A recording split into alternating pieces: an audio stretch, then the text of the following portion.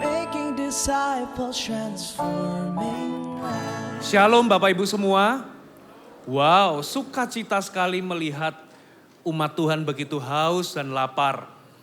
Sebelum saya akan sampaikan firman Tuhan, saya ingin memberikan salam buat Anda yang ada di Overflow. Shalom semua. Saya percaya nggak peduli Anda di Overflow sebelah mana, mungkinkah di Selasar atau di pabrik area atau bahkan di sudut, di pojok, di ruang yang mungkin kecil. Tapi saya tahu satu hal, sekalipun kita beribu-ribu orang datang di tempat ini, tapi waktu kita menyembah Tuhan, Tuhan itu tidak akan melewatkan satu orang pun.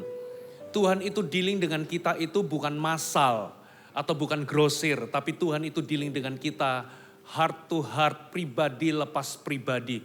Waktu tadi saya menyembah Tuhan, saya betul-betul ikut hanyut dalam penyembahan, apalagi seluruh jemaat sepertinya haus dan lapar memuji Tuhan dan menyembah Tuhan.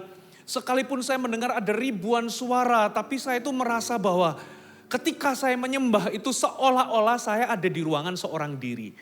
Itu sebabnya hari ini tidak peduli Anda di ruang overflow yang mana, asal hatimu terbuka dan haus kepada Tuhan, saudara akan menerima lawatan Tuhan. Amin. Coba kita semua langsung, oh ya yang di belakang saya belum menyapa. Hai semua. Ya sayang kita terpisah atau tersembunyi, tapi saya percaya sesekali saya akan ngintip yang ada di belakang ya.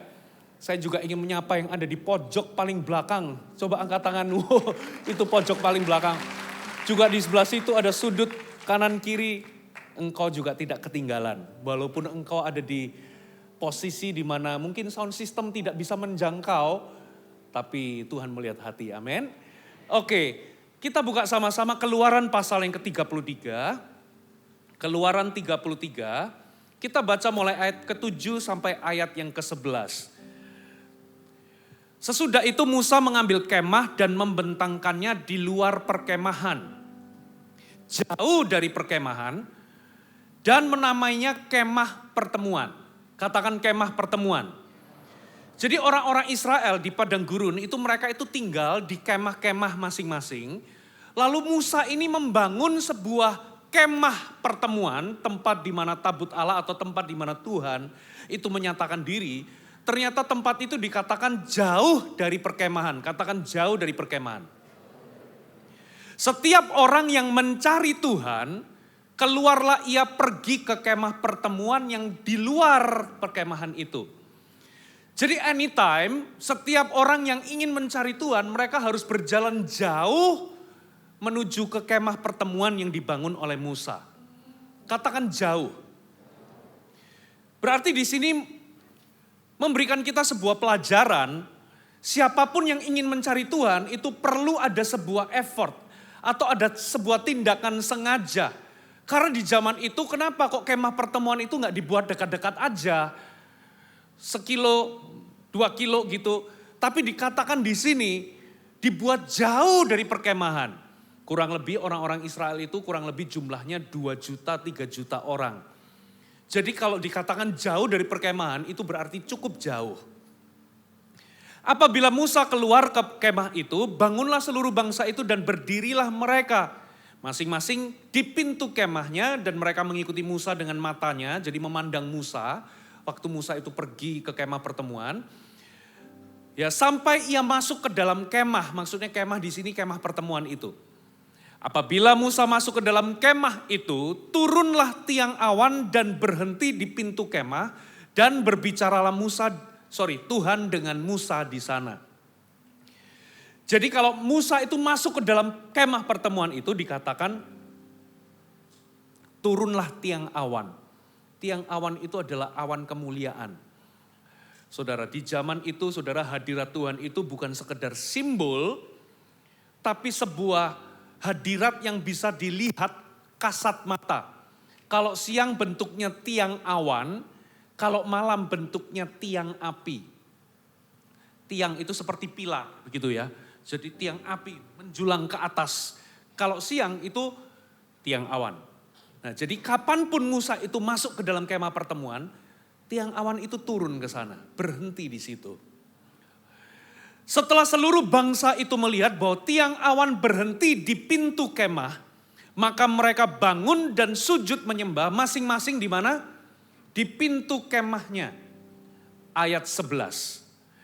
Dan Tuhan berbicara kepada Musa dengan berhadapan Musa seperti seorang berbicara kepada temannya.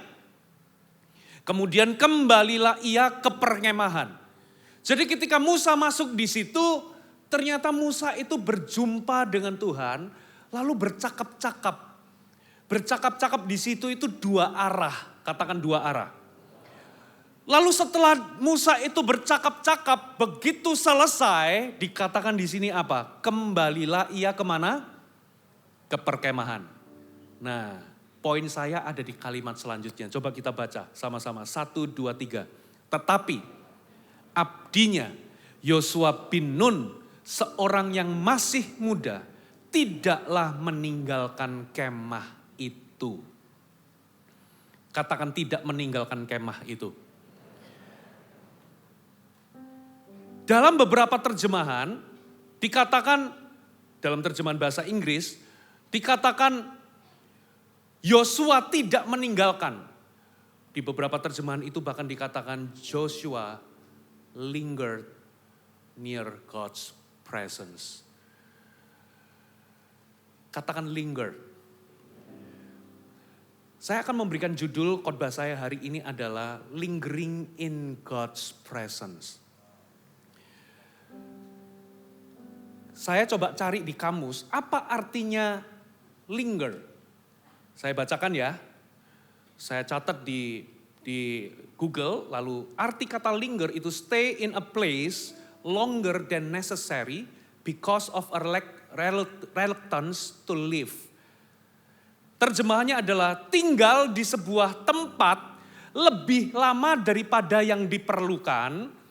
Because of a reluctance to live, karena keengganan untuk pergi. Terjemahan yang lain dikatakan to remain or stay in a place longer than is usual or expected. Tinggal atau tetap tinggal dalam sebuah tempat lebih lama dari yang biasanya atau lebih lama dari yang diharapkan. To be slow in parting atau lambat di dalam meninggalkan. Slow to act atau lambat di dalam bertindak. Itu artinya to linger. Jadi orang-orang yang linger in God's presence itu adalah orang-orang yang berlama-lama dalam hadirat Allah. Lebih daripada yang biasanya atau lebih daripada yang diharapkan. Katakan berlama-lama dalam hadirat Tuhan. Jadi dengan kata lain, lingering in God's presence itu berarti being with God without any agenda. Dengan kata lain begini loh, saudara pernah nggak ngikutin sebuah acara, ya? Acara selesai, Anda tetap tinggal di situ. Biasanya kan canggung ya, acara udah selesai, Anda masih tinggal di situ. Coba ya, setelah acara selesai, Anda tetap tinggal di sini. Tetap duduk di tempat di mana Anda duduk. Semua pada pulang, Anda tetap kongko-kongko. Anda akan diusir sama security kita. Awkward, canggung. Kalau Anda tetap remain stay, lebih lama dari yang diharuskan, padahal sebuah event itu berakhir, akan kelihatan canggung atau awkward. Tapi those who linger in God's presence, mereka nggak akan melihat itu sebagai sebuah bentuk kecanggungan. Saudara Musa, itu waktu masuk dalam kemah pertemuan, Musa itu menikmati hadirat Tuhan, bahkan bercakap-cakap dengan Tuhan. Dia bercakap-cakap, begitu waktunya selesai. Jadi di titik ini Musa itu berlama-lama dalam hadirat Tuhan. Amin. Begitu selesai, ia kembali ke kemah. Harusnya Yosua ikut, dia abdinya. Tapi ternyata Yosua di situ diam-diam menikmati hadirat Tuhan. Dan ketika waktunya Yosua dengan Tuhan itu belum selesai, sekalipun tuannya itu sudah balik, dia tetap stay di situ lebih lama. Ini enggak tergantung dengan Musa, apakah Musa sudah selesai atau enggak. Ya stay lebih lama, berlama-lama di hadirat Tuhan. Orang yang berlama-lama di hadirat Tuhan, itu harus meletakkan agenda pribadi. Hanya ada Anda dengan Tuhan. Tidak ada lagi permintaan, tidak ada lagi permohonan. Bahkan Anda di titik ini itu Anda cuma diam. Dan Anda lingering in God's presence. Katakan amin. Jadi orang yang berlama-lama dalam hadirat Tuhan, orang yang berlama-lama itu orang yang tetap tinggal, orang yang bertahan, orang yang terus melanjutkan, orang yang menunggu. Katakan amin. Kita semua ini sebetulnya pernah, atau kita semua ini dalam satu atau dua hal, kita ini pasti punya pengalaman lingering atau to linger. Contoh, berapa banyak di antara Anda suka menikmati matahari terbit, Anda duduk di pemandangan yang indah, lalu Anda habiskan waktu cuma untuk minum kopi atau teh.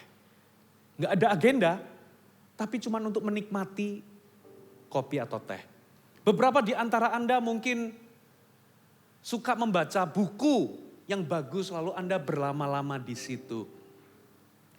Atau mungkin pagi-pagi bangun kepagian lalu Anda lingering in your bed. Lebih lama.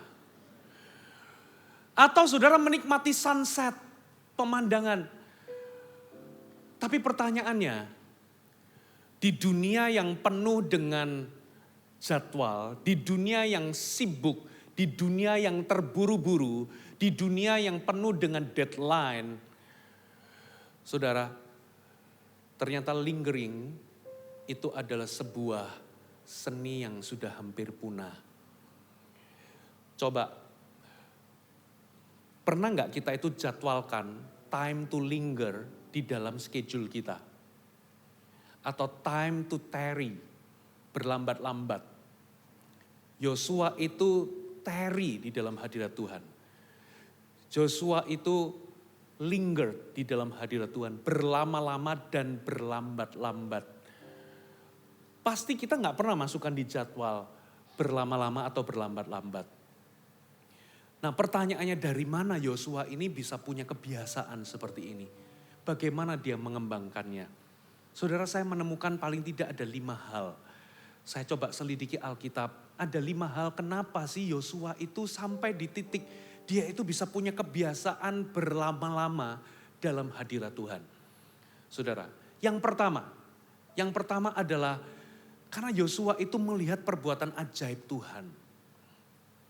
Yosua itu adalah salah satu dari antara mereka yang melihat bagaimana Tuhan dengan tangan yang teracung, dengan tanda-tanda heran, dengan perbuatan yang ajaib membebaskan bangsa Israel dari penjajahan Mesir.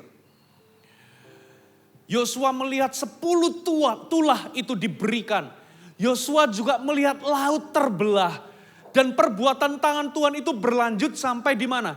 Di padang gurun. Bukan hanya laut terbelah, tapi di padang gurun itu Yosua melihat bagaimana Tuhan itu kirim mana setiap hari. Yosua itu melihat bagaimana Tuhan itu kasih air kepada orang Israel. Bahkan Yosua itu melihat bagaimana ketika musuh-musuhnya itu, musuh-musuh Israel itu menyerang Israel di padang gurun, bagaimana Tuhan itu memberikan kemenangan. Saudara, coba bayangkan kalau Anda itu melihat perbuatan tangan ajaib Tuhan, melihat mujizat begitu nyata, kira-kira apa responmu? Ternyata respon Yosua itu beda dengan kebanyakan orang Israel. Yosua itu melihat perbuatan tangan ajaib Tuhan, dia itu jadi penasaran, siapa sih Tuhan ini? Siapa Tuhan yang bisa membuat mujizat demikian rupa? Saudara, tidak semua orang Israel, tidak semua orang Kristen, itu kalau lihat mujizat atau perbuatan Tuhan yang ajaib, dia itu jadi penasaran, ingin kenal siapa Tuhan ini. Seharusnya kalau kita melihat perbuatan tangan ajaib Tuhan atau kebaikan Tuhan dalam kehidupan kita, itu harusnya membuat kita itu punya drive untuk kenal Tuhan. Di titik ini, Yosua beda dengan kebanyakan orang Israel. Yosua itu saya percaya di situ dia punya kerinduan dan jadi penasaran. Dia kepengen kenal siapa Tuhan. Lalu pengalaman kedua dengan hadirat Tuhan adalah ketika Yosua itu memimpin orang Israel untuk bertempur melawan Amalek. Taktiknya Amalek itu adalah awalnya itu menyerang bagian-bagian terlemah dari rombongan. Tapi satu titik di daerah Refidim, ternyata Amalek itu punya strategi menyerang Israel secara frontal. Dan di dalam Keluaran pasal 17, disitulah nama Yosua pertama kali muncul. Yosua itu diperintahkan Musa untuk kumpulkan orang-orang untuk pergi bertempur melawan Amalek.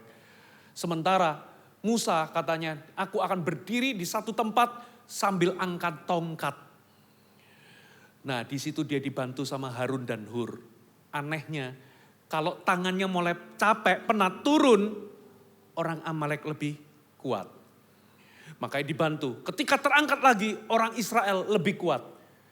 Dan ketika dibantu, lalu Yosua itu maju di medan perang memimpin. Dan disitulah dikatakan Yosua memperoleh kemenangan terhadap Amalek. Di situ dia ngerti kekuatan dari hadirat Tuhan. Ada amin? Bayangkan saudara, ya ini tuh nggak logis. Orang perang tiba-tiba menjadi lemah atau kuat tergantung dari tangannya Musa itu jatuh apa enggak. Ini bukan magic, tapi saya percaya Yosua di situ ngerti artinya kekuatan dari hadirat Tuhan. Ketika tangan kita terangkat seolah-olah kisah itu memberikan kita pelajaran. Ketika tangan kita terangkat menyembah Tuhan yang turun tangan. Katakan amin. Kalau tangan kita turun tangan, saudara, maka Tuhan juga, kalau kita nggak menyembah atau nggak kita yang turun tangan, saudara, Tuhan angkat tangan. Di situ pengalaman kedua, Yosua mulai mengerti arti pentingnya hadirat Tuhan. Katakan amin. Yang ketiga, saudara. Yang ketiga, coba kita buka di Keluaran pasal 24. Anda masih bersama dengan saya, amin? Keluaran 24 ayat 1 dan 2. Berfirmanlah ia atau Tuhan kepada Musa. Naiklah menghadap Tuhan, engkau dan Harun, Nadab dan Abihu, dan 70 orang dari para tua-tua Israel, dan sujudlah kamu menyembah dari jauh. Hanya Musa sendirilah yang mendekat kepada Tuhan, tetapi mereka itu tidak boleh mendekat dan bangsa itu tidak boleh naik bersama-sama dengan dia. Jadi Tuhan satu kali itu minta supaya 74 orang, yaitu Musa, ya, Nadab, Abihu, Harun, dan 70 tua-tua, berarti 74 orang ya, untuk naik ke Gunung Sinai. Tapi dikatakan begini, Musa sendirilah yang mendekat kepada Tuhan, mereka itu gak boleh mendekat, termasuk bangsa itu gak boleh naik. Gitu ya. Nah sekarang lompat ke ayat 9 sampai 11. Nah ternyata begini, dan naiklah Musa dengan Harun, Keluaran 24 ayat 9 sampai 11. Naiklah Musa dengan Harun, Nadab, dan Abihu, dan 70 orang dari para tua-tua Israel. Jadi mereka itu naik. Saya nggak ngerti sampai di titik mana, yang pasti ini bukan di puncak. Tapi yang pasti ini juga bukan di perkemahan. Seluruh bangsa atau rakyat itu ada di perkemahan. Mereka itu naik di sebuah titik, lalu mereka melihat Allah Israel. Ternyata 74 orang itu melihat Allah Israel. Katakan 74 orang. Betulkah 74? No, Anda kelupaan satu, yaitu Yosua. Mereka melihat Allah Israel, kakinya berjejak pada sesuatu yang buatannya seperti lantai dari batu nilam, dan yang terangnya seperti langit yang cerah. Tetapi kepada pemuka-pemuka orang Israel itu tidaklah diulurkan tangannya. Kita baca yang terakhir ya, mereka memandang Allah 1, 2, 3. Mereka memandang Allah lalu makan dan minum. Pengalaman ketiga, pengalaman dengan hadirat Tuhan yang ketiga, pengalaman Yosua yang ketiga adalah Yosua itu abdinya Musa. Semenjak Yosua itu di peristiwa Amalek itu, Yosua itu menjadi abdi atau orang kepercayaan dari Musa. Dan Tuhan itu memberikan perintah, naik ke atas gunung ini. 70 tua-tua sama Harun, Nadab, dan Abihu kamu harus ajak. Plus sebetulnya Yosua gak ditulis di situ. Tapi Yosua ikut karena dia menjadi abdinya Musa. Dan ternyata ada di satu titik, saudara, bukan hanya Musa yang melihat Tuhan. Tapi 74 orang itu termasuk Yosua, berarti 75. Melihat Allah, lalu kaki Tuhan itu berjejak. Lalu dikatakan mereka memandang Tuhan, lalu makan dan minum di situ. Jadi pengalaman ketiganya Yosua adalah, Yosua itu makan dan minum atau mengadakan pesta di atas gunung di hadirat Tuhan. Itulah pengalaman ketiga. Pengalaman pertama adalah melihat tanda-tanda ajaib, pengalaman kedua adalah kemenangan Yosua terhadap Amalek, pengalaman ketiga adalah Yosua makan dan minum di hadapan hadirat Allah. Ada amin? Pengalaman keempat. Kita lanjutkan di Keluaran pasal yang ke-24 tadi. Kita sekarang lanjut baca di ayat 12. Perikopnya Musa di Gunung Sinai. Saya bacakan ya.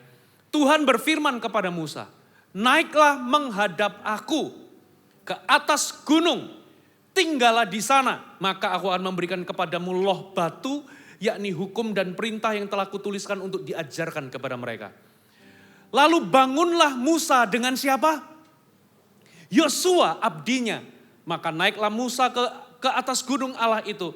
Tetapi kepada para tua-tua ia berkata, tinggallah di sini menunggu kami. Menunggu siapa? Kami di sini berarti siapa?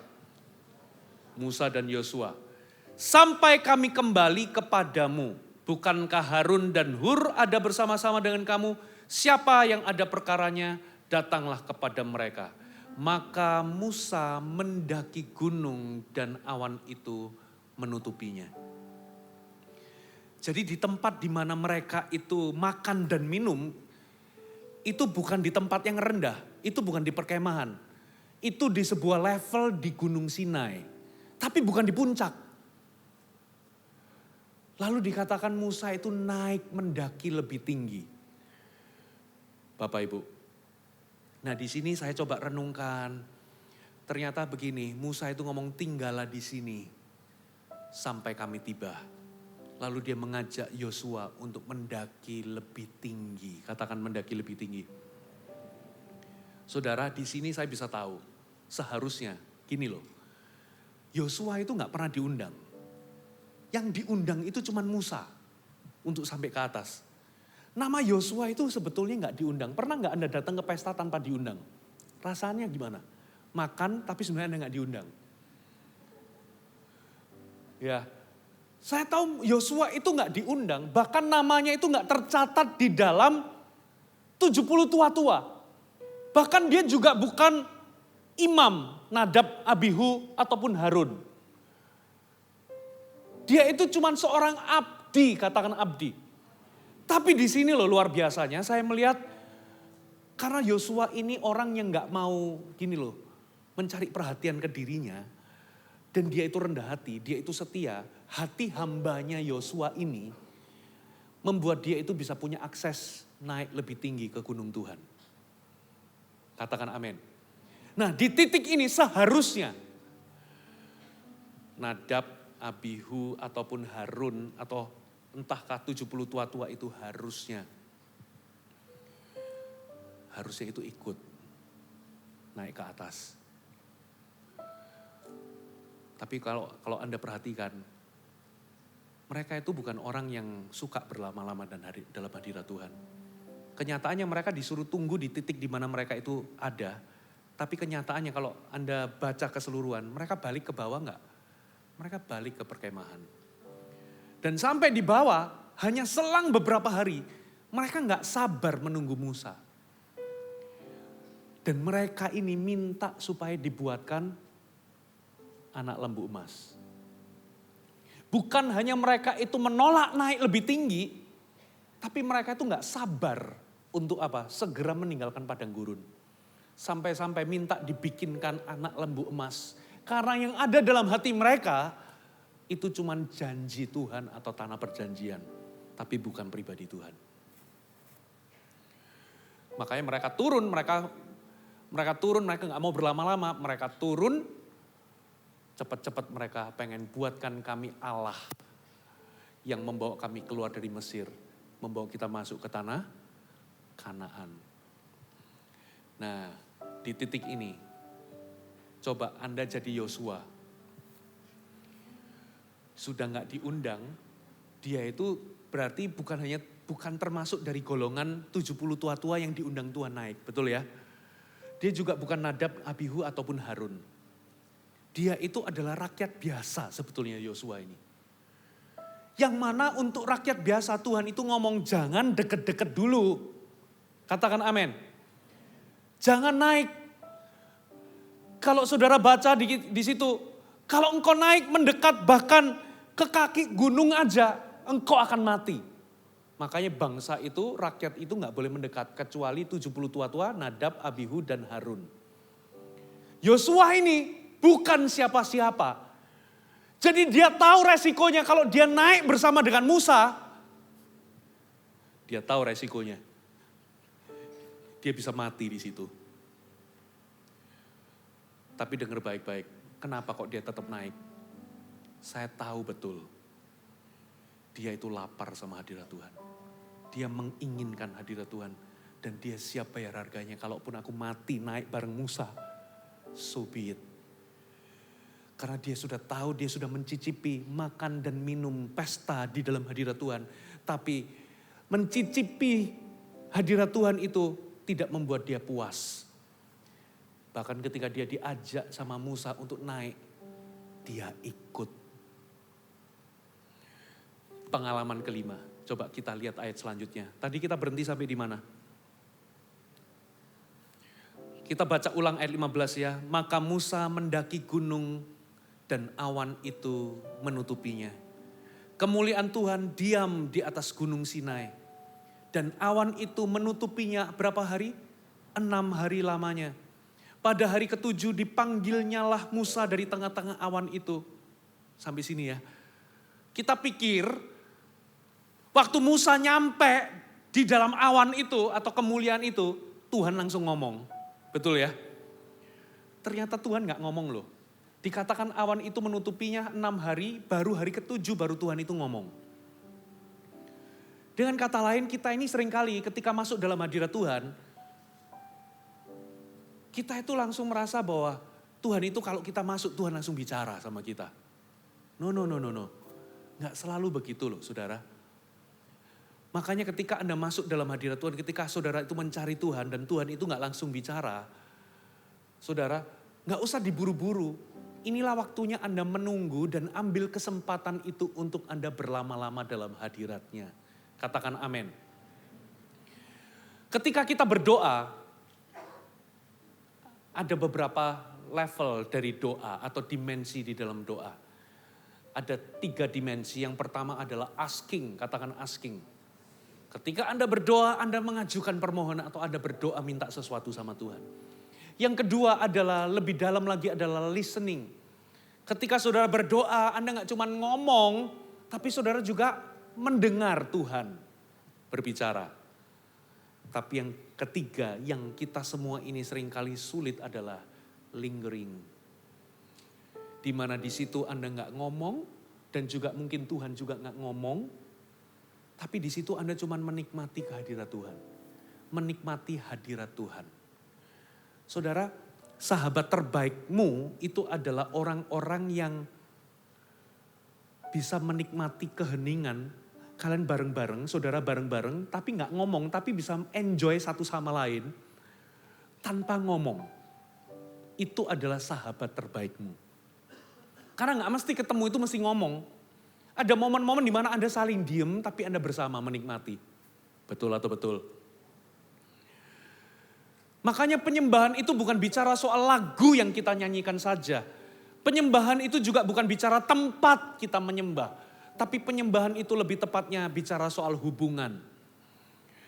Dan di dalam hubungan ini, saudara, butuh waktu-waktu bersama untuk Anda bisa bertumbuh sebagai sahabat. Di dalam hubungan itu butuh waktu-waktu bersama yang Anda habiskan bersama untuk Anda bisa bertumbuh di dalam kedekatan atau persahabatan dengan Tuhan. Nah, di titik ini banyak orang gak tahan. Begitu masuk dalam hadirat Tuhan, lalu Tuhan gak ngomong, kita buru-buru langsung keluar. Betul atau betul? Atau kita masuk dalam hadirat Tuhan, pokoknya kita punya permohonan, Tuhan sembuhkan aku, Tuhan kasih aku jodoh, Tuhan tolong berkati pekerjaanku. Begitu selesai, keluar dari hadirat Tuhan. Kita gak pernah menyediakan sebuah waktu di mana Anda diam dalam hadirat Tuhan, berlama-lama di situ tanpa ada agenda apapun. Cuman satu, Anda mau menikmati Tuhan. Nah, dimensi yang ketiga itu sulit di dalam dunia yang penuh kesibukan ini. Sulit. Anda masuk dalam hadirat Tuhan, Anda coba berdiam dalam hadirat Tuhan. Gak usah nyanyi, gak usah menyembah, gak usah minta, gak usah bicara. Coba Anda diem, langsung. Tadi ini pintunya sudah aku tutup belum ya? Tadi email ini aku sudah jawab atau belum? Tadi dandang ini sudah aku tutup belum ya? Apinya udah aku matiin belum? Pikiran kita akan mengembara kemana-mana. Makanya kita gak bisa fokus, kita gak tahan menikmati dalam hadirat Tuhan. Berdiam dalam hadirat Tuhan itu bagi kita buang-buang waktu. Apalagi beberapa di antaramu dididik untuk menjadi pekerja keras. Ya, Anda kerja keras, Anda selesaikan sesuatu dan siap menunggu tugas berikutnya. Jadi bagimu tidak ada dalam kosakata yang namanya santai. Tidak ada yang namanya kosakata yang namanya nganggur, itu nggak ada. Bagimu adalah kerja, kerja, kerja. Sehingga ketika Anda berada dalam hadirat Tuhan, Anda nggak bisa diem. Pikiran Anda kesana kesini. Itulah sebabnya Anda nggak pernah ketemu hadirat Tuhan. Karena Anda terburu-buru. Pikiran Anda mengembara. Saudara harus betul-betul disiplin. Kita harus belajar disiplin kalau saudara mau masuk di titik yang ketiga, lingering. Not just asking, not just listening, but lingering. Ada amin? Nah, di titik ini yang perlu Anda kalahkan itu apa? Distraction di dalam pikiran Anda. Mazmur 63, Daud itu ngomong begini, rohku mencari, jiwaku haus, tubuhku merindukanmu. Kenapa roh, jiwa, tubuh digabung jadi satu? Karena seringkali roh kita rindu, tapi tubuh kita ngantuk. Kepengen buka handphone, betul nggak? Itulah sebabnya saudara nggak pernah sampai di titik menikmati hadirat Tuhan. Kita seringkali gagal berlama-lama dalam hadirat Tuhan karena roh, jiwa, dan tubuh tidak pernah sepakat. Roh rindu sampai hadirat Tuhan, tapi jiwa gak mendukung. Jiwa kita mengembara, pikiran kita mengembara kemana-mana, ke kerjaan berikutnya. Dan tubuh kita juga tidak mensupport. Tapi kalau Anda bisa disiplinkan roh, jiwa, dan tubuh itu sepakat. Dan begitu 15 menit Anda tahan dan Anda fokus ke Tuhan, di titik itu Anda akan masuk. Anda akan ketemu dengan Tuhan. Katakan amin. Makanya kenapa kita itu masuk dengan memuji dan menyembah Tuhan. Untuk hati kita dan pikiran kita itu fokus. Memuji, menyembah. Saya pernah loh mendisiplin diri saya. Saya pernah datang ke Bukit Doa 10 jam nyembah. Dan itu nggak langsung seperti itu. Itu saya bangun tiap hari menyembah Tuhan, menyembah Tuhan. Ada sebuah momen saya cuman petik gitar, saya nggak nyanyi, nggak itu. Saya ngomong begini, Tuhan, I enjoy you. Aku enjoy kehadiranmu. Saya nggak lagi memuji Tuhan, saya cuman bergumam dalam hadirat Tuhan. Dan saya satu titik saya pernah ngomong gini, Tuhan, aku izinkan engkau juga enjoy kehadiranku. Di situ kita berdua saling menikmati kebersamaan. Katakan amin.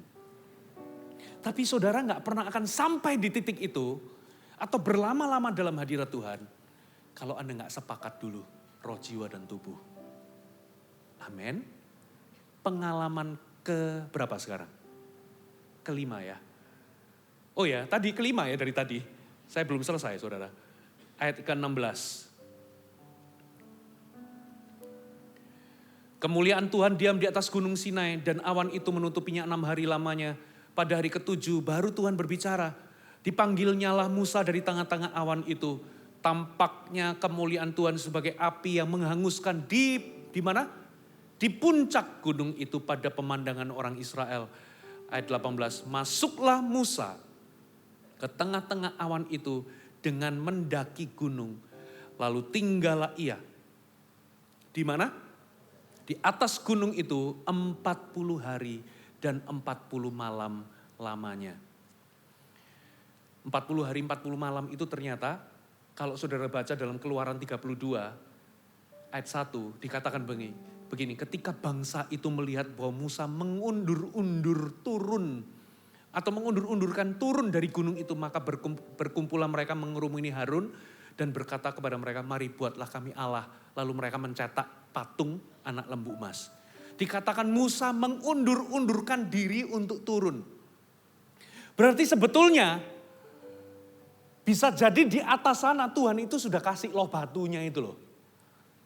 Tapi Musa itu gak turun-turun. Musa itu berlama-lama. Mengundur-undurkan sampai 40 hari 40 malam. Bisa jadi itu di hari ke-8 atau hari ke-9. Tuhan itu sudah tulis 10 perintah Allah itu. Udah dikasih lohnya. Tapi Musa itu masih menikmati kemuliaan Tuhan di situ. Mengundur-undurkan diri untuk turun. Nah guess what? Apa hubungannya sama Yosua? Yosua itu memang tidak sampai ke puncak. Mungkin Yosua itu menemani sampai mungkin saya nggak pasti ya di Alkitab. Tapi yang pasti hanya Musa seorang diri yang ada di puncak. Yosua itu mungkin dari puncak mungkin dia itu 3/4-nya atau setengahnya gunung. Dia stay di situ dan guess what? Dia tidak turun seperti 70 tua-tua dan yang lainnya. Ia nggak balik ke perkemahan loh saudara. Dia tetap stay di situ bersama dengan Musa. Walaupun Musa di puncak, tapi dia tetap stay di situ.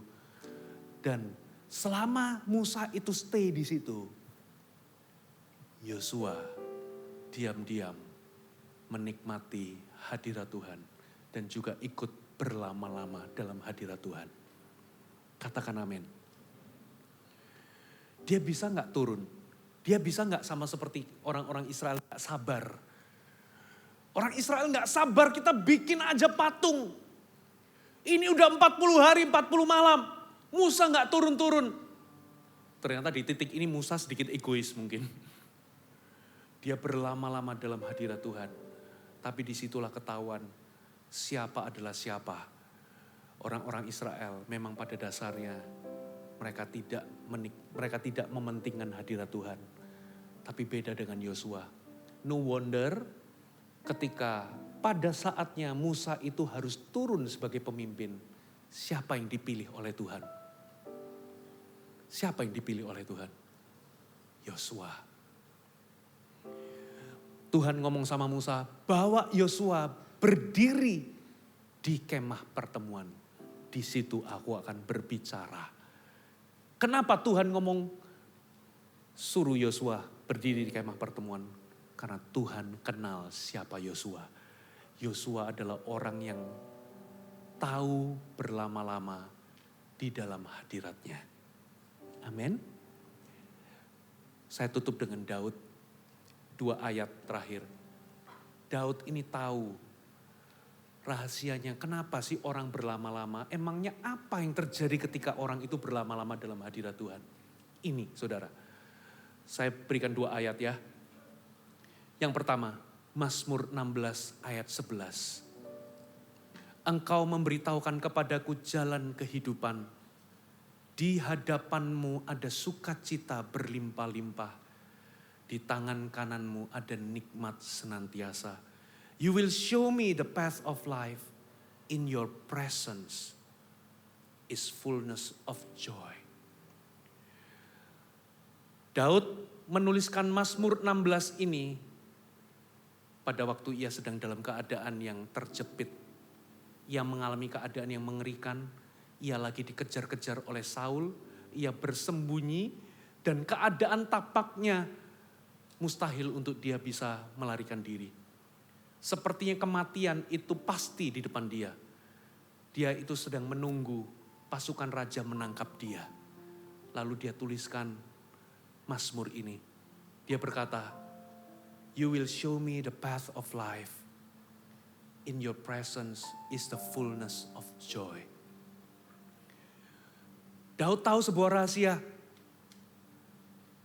Bahwa sukacita itu tidaklah bersumber dari keadaan. Tapi dari hadirat Allah. Katakan amin. Lalu Mazmur 62 ayat pertama. Hanya dekat Allah saja aku tenang.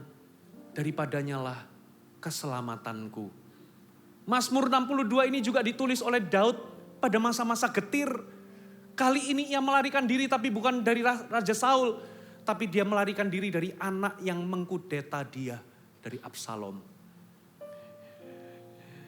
Dari Absalom yang ingin merebut kekuasaannya. Dalam pelariannya ini dia merasa getir, sedih, tertekan. Karena Absalom yang adalah putranya yang dia sayangi. Hendak membunuh dia. Di dalam kegetirannya dia menuliskan, hanya Allah, hanya dekat Allah saja, aku tenang. Kesimpulannya, apa artinya berada di dalam hadirat Tuhan? Apa yang dia dapatkan, apa yang kita dapatkan dengan berlama-lama dalam hadirat Tuhan? Berada dalam hadirat Tuhan membawa sukacita dan ketenangan. Ada amin? Itulah sebabnya Daud berkata, In your presence there is joy. Ia juga berkata dalam Mazmur 62, In your presence there is peace. Dalam hadiratmu aku tenang. Sekalipun keadaan menghimpit. Tapi dengan dia diam berlama-lama dan hadirat Tuhan. Dia menemukan kepenuhan sukacita. Dan kepenuhan dari damai sejahtera.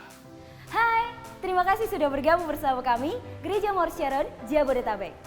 Sebagai gereja Tuhan, adalah kerinduan bagi kami untuk melihat Anda terus bertumbuh di dalam pengenalan akan Tuhan dan mengalami perubahan hidup. Maka dari itu, bergabunglah bersama komunitas kecil kami, Connect Group. Dapatkan informasi lebih lanjut pada kolom deskripsi kami. Last but not least, don't forget to subscribe dan bagikan video ini kepada orang yang Anda kasihi. Thank you for joining us and see you next time.